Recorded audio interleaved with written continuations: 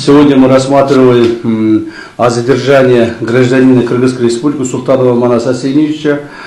Ранее был документирован фамилия Исмаилов, 1974 года рождения, уроженец города Москва, Российской Федерации, неоднократно судимый, занимался ломбардной и ростовщической деятельностью.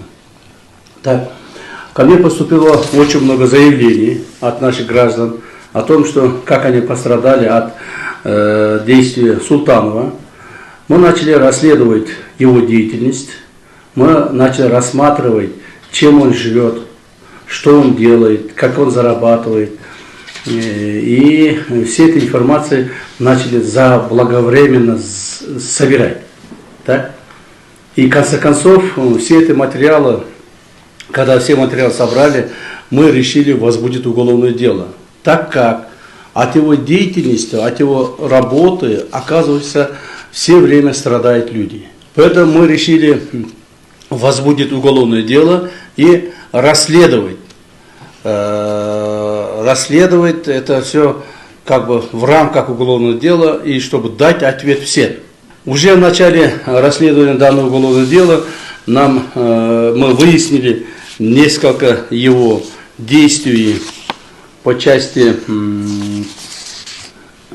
его работы. В рамках расследования указанного уголовного дела были получены факты незаконной деятельности Манаса Султанова. В частности, последний, преследуя корыстные цели, осуществлял противоправную ломбардную ростовщическую деятельность, направленную на извлечение прибыли за счет граждан, находящихся в затруднительном материальном положении. Манас Султанов, используя сложившиеся задолженности, организовывал меры по незаконному завладению движимым и недвижимым имуществом своих клиентов, в том числе жилыми помещениями, земельными участками и коммерческими объектами, оформляя переход права собственности посредством заключения фиктивных либо мнимых гражданско-правовых сделок с привлечением подконтрольных нотариусов и иных аффилированных лиц. То есть он думает только о себе.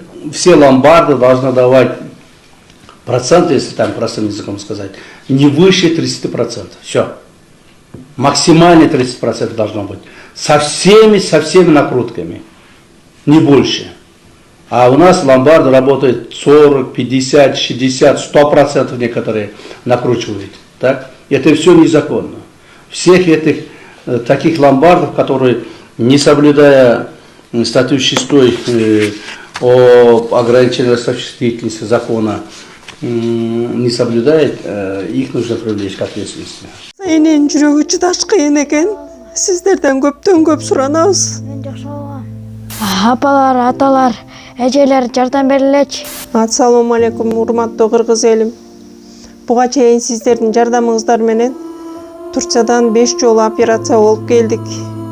Эми 2026 жылы 6-чы операциябызга муктаж болуп турабыз. Сиздерден ошо $10.000 акчабыз жетпей турат. Сиздерден көптөн көп суранам. Баары өзүбүзгө караштуу, мошенниктерден эмеспиз. WhatsApp номерибизге да чалсаңыздар болот. Биздики баары баламдын видеосун да көргөзүп турам сиздерге. Сиздерден көптөн көп суранам.